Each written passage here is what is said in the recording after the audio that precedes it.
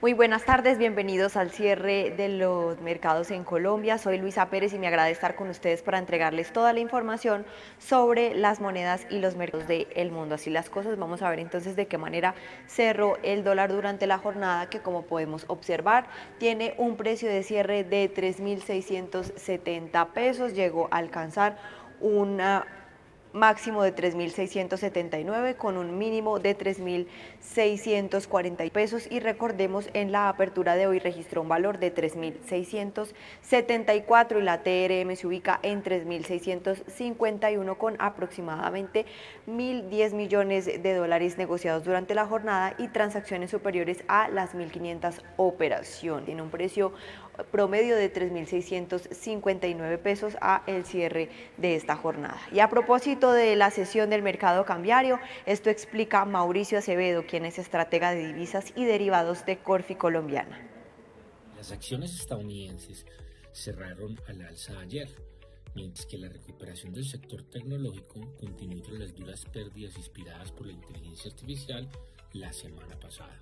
Ese repunte elevó por primera vez al Dow Jones por encima del nivel de 50.000 puntos. Los inversionistas esperaban una semana ajetreada que incluirá publicación de los datos retrasados del empleo e inflación en Estados Unidos.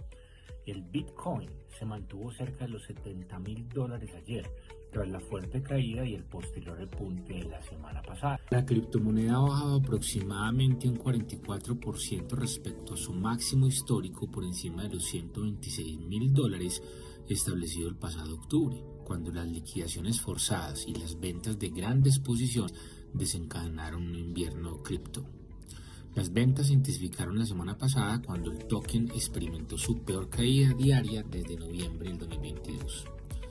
Los metales preciosos experimentaron fuertes oscilaciones durante la semana pasada, ya que una combinación de toma de beneficios y posicionamiento sobrecalentado hizo que los precios cayeran desde máximos históricos.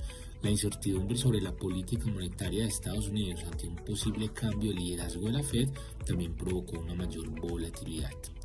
Hoy los futuros de las acciones estadounidenses se mantienen sin mayores cambios, apuntando a una apertura potencialmente cautelosa para las acciones, tras un repunte liderado por la tecnología en la anterior sesión. Ayer el dólar en Colombia operó de forma tranquila y eso se vio en la fluctuación de la jornada, que fue baja de solamente 30 pesos, entre un precio mínimo de 3.635 y un precio máximo de 3.665. Tuvo un pequeño sesgo al alza, ya que abrió en 3.650 y cerró 8 pesos arriba en 3.658. Se operaron 1.114 millones de dólares y la TRM para hoy el 3.651,90, donde bajó 18 pesos con 30 centavos con respecto a la TRM de ayer. Los niveles a tener presentes para hoy son los siguientes, como resistencias 3.665, 3.683, 3.600, como soportes 3.650, 3.638 y 3.623.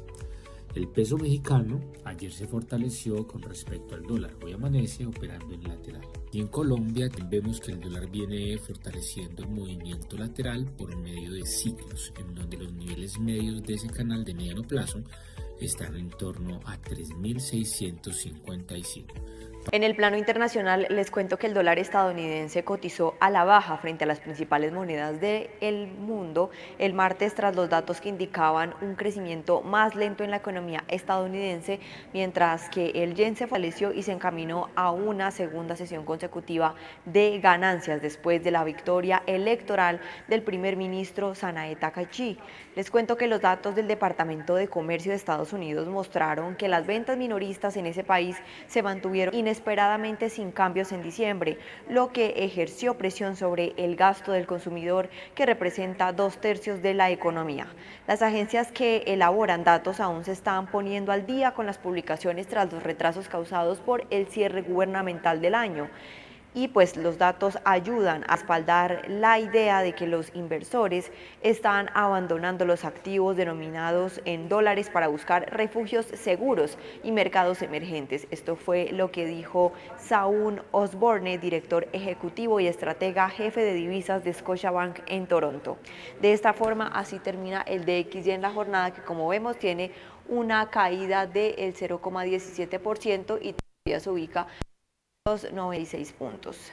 De otro lado, el ejército de Estados Unidos anunció la muerte de 2 presuntos narcoterroristas en un nuevo ataque contra una embarcación en aguas del Pacífico, con lo que se eleva a 130 el número de víctimas desde el inicio de la campaña antidrogas de Washington en la región. El ejército de Estados Unidos anunció el lunes la muerte de 2 presuntos narcoterroristas en un nuevo ataque contra una embarcación en aguas del Pacífico, con lo que se eleva a 130 el número de víctimas desde el inicio de la campaña antidrogas de Washington en la región. El Comando Sur del país norteamericano informó en su cuenta de X que 2 narcoterroristas murieron y uno sobrevivió durante la operación, y que le notificaron a la Guardia Costera estadounidense activar el sistema de búsqueda y rescate del sobreviviente. Se trata de la tercera embarcación en ser destruida desde que Estados Unidos depuso al presidente venezolano Nicolás Maduro durante un ataque militar en Caracas y otras regiones del país el 3 de enero. Extranjeras imperialistas. Antes de ser capturado, Maduro, que encuentra detenido en Nueva York y enfrenta un juicio por narcotráfico, acusó a Estados Unidos de querer derrocarlo con el despliegue militar en el Caribe, en lugar de combatir el narcotráfico. El gobierno del presidente Donald Trump, que alega que los cárteles del narcotráfico operan desde Venezuela, desplegó en septiembre un contingente militar en el Caribe y el Pacífico Oriental, donde al menos 38 embarcaciones han sido destruidas. Washington no ha proporcionado evidencia definitiva de que las embarcaciones atacadas están relacionadas con el tráfico de drogas, lo que ha suscitado un intenso debate sobre la legalidad de las operaciones.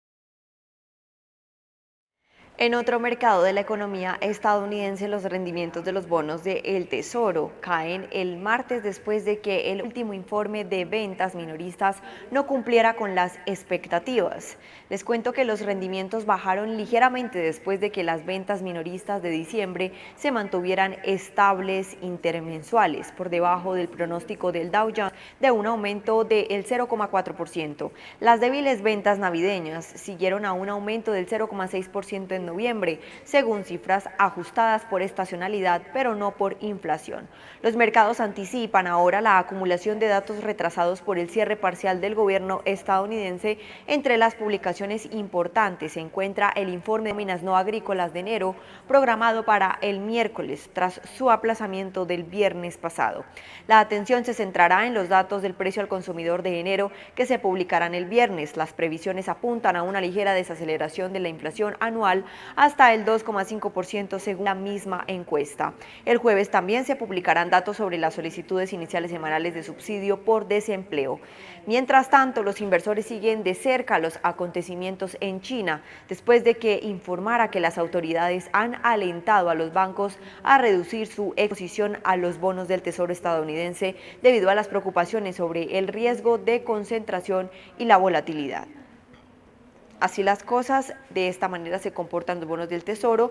El bono de referencia a 2 años cae apenas 2 puntos básicos y se ubica en 3,45%, mientras que el bono de referencia a 10 años también desciende un poco más a 5 puntos básicos, ubicándose en 4,14%, teniendo en cuenta que en la sesión anterior ambos habían terminado la jornada de manera mixta. Por otro lado, los precios del petróleo bajaron levemente el martes, ya que los operadores evaluaron el potencial de interrupciones del suministro después de que las directrices estadounidenses para los buques que transitan por el estrecho de Hormuz mantuvieran la atención directamente en las tensiones entre Washington y Teherán. Esto ocurrió después de que los precios subieran más del 1% el lunes, cuando la Administración Marítima del Departamento de Transporte de Estados Unidos aconsejó a los buques comerciales con bandera estadounidense que se mantuvieran lo más lejos posibles de las aguas territoriales de Irán y que rechazaran verbalmente el permiso de las fuerzas iraníes para abordar.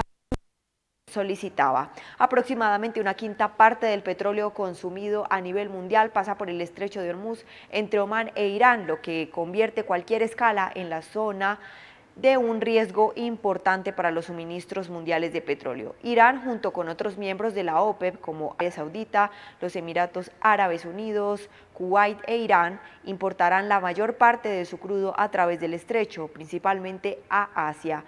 La orientación fue emitida a pesar de que el principal diplomático de Irán dijo la semana pasada que las conversaciones nucleares con Estados Unidos mediadas por Omán habían tenido buen comienzo y estaban listas para continuar. Mientras tanto, la Unión Europea ha propuesto ampliar sus sanciones contra Rusia para incluir puertos en Georgia e Indonesia que manejan petróleo ruso, la primera vez que el bloque apuntaría a puertos en terceros países, según un documento de propuesta revisado. La medida forma parte de los esfuerzos para endurecer las sanciones a petróleo ruso, una fuente clave de ingresos para Moscú por la guerra en Ucrania.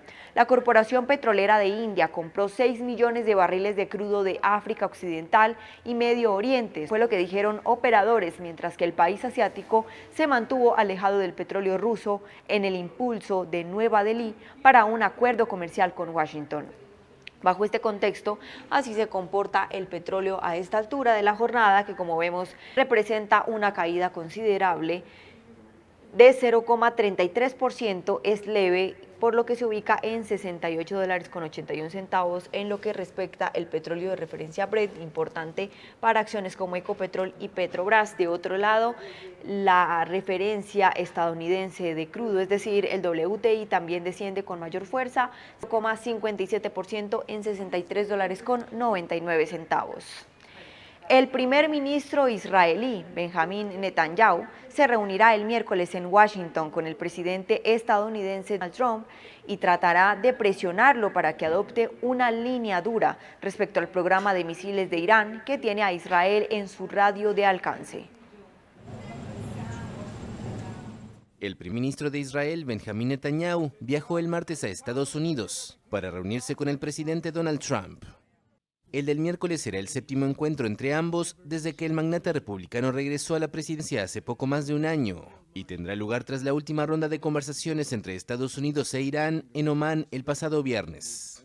La oficina de Netanyahu adelantó que el veterano líder israelí enfatizará la preocupación de su país por el arsenal de misiles de Irán y no solo las consecuencias del programa nuclear de la República Islámica.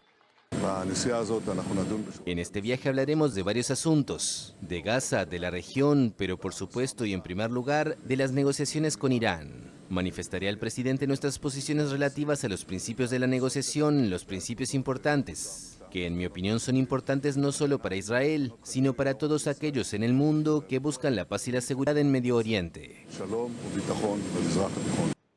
Por su parte, Teherán pidió a Washington que resista las influencias destructivas que podrían descarrilar la reanudación de las conversaciones. El régimen sionista ha demostrado repetidamente como saboteador que se opone a cualquier proceso diplomático en nuestra región que conduzca a la paz. Trump, que como medio de presión mantiene una decena de buques de guerra en Medio Oriente y endureció las sanciones contra el petróleo iraní, dijo que habría otra ronda de contactos próximamente. Ausencia de transporte público, racionamiento de combustible, teletrabajo y clases a distancia. Cuba comenzó a aplicar este lunes medidas de emergencias para enfrentar la crisis energética que golpea a su población, agudizada por la presión de Estados Unidos. Cuba comenzó a aplicar el lunes medidas de emergencia para enfrentar la crisis energética que golpea a su población, agudizada por la presión de Estados Unidos. El gobierno comunista restringió la venta de combustible, redujo los viajes de autobuses y trenes, cerró temporalmente algunas empresas estatales, instauró el teletrabajo y la disminución de la semana laboral a 4 días de lunes a jueves. Las medidas, te podría decir sin palabras porque no nos remedian el problema. Quizás a algunos les resuelvan, pero no nos remedia el problema a el % mayor de los cubanos que tenemos que hacer trámites, que tenemos inclusive que ir a trabajar. El gobierno dice que las medidas de emergencia buscan favorecer la producción de alimentos y electricidad, así como permitir la protección de actividades fundamentales que generan divisas, y citó en particular el sector del tabaco. Las universidades funcionan a distancia o en modalidad semipresencial. Realmente las medidas lo que me generan es inseguridad respecto a qué va a pasar con mi semestre universitario, cómo va a ser el la situación de evaluaciones semipresencialidad mediante la plataforma EBEA va a funcionar de verdad en muchos estudiantes que viven en pueblos un poco recónditos, que nunca tienen corriente, y si no tienen corriente no tienen conexión. La falta de derivado del petróleo obligó también a las autoridades cubanas a congelar el combustible para las aerolíneas por un mes. Air Canada suspendió los vuelos a Cuba y enviará aviones vacíos para recoger a unos 3.000 clientes y llevarlos a casa. Empresas como Air France, Iberia o Air Europa anunciaron que realizarán una escala para reabastecer sus aeronaves en otros países del Caribe. El gobierno cubano anunció también el cierre de algunos hoteles con baja ocupación y la reubicación de los huéspedes. Así el turismo, que ya sufre el impacto de la crisis económica que castiga al país desde hace 6 años, se verá gravemente afectado. La isla, con más de 9 millones de habitantes y bajo el embargo comercial de Estados Unidos desde 1962, lleva sumida en una grave crisis económica y dejó de recibir petróleo de Venezuela tras la detención del depuesto presidente venezolano Nicolás Maduro. Donald Trump ha amenazado con imponer aranceles a países que suministren petróleo a La Habana. Y según expertos en seguimiento del transporte marítimo, consultados por la France Press, desde hace semanas no llega a Cuba ningún combustible ni ningún petrolero extranjero. México negocia con Washington la manera de volver a abastecer petróleo a la isla, sin sufrir represalias de su principal socio comercial. Y con esta información llegamos al final de este espacio. Espere a continuación toda la programación que tenemos para ustedes aquí en Primera Página, el canal de los negocios.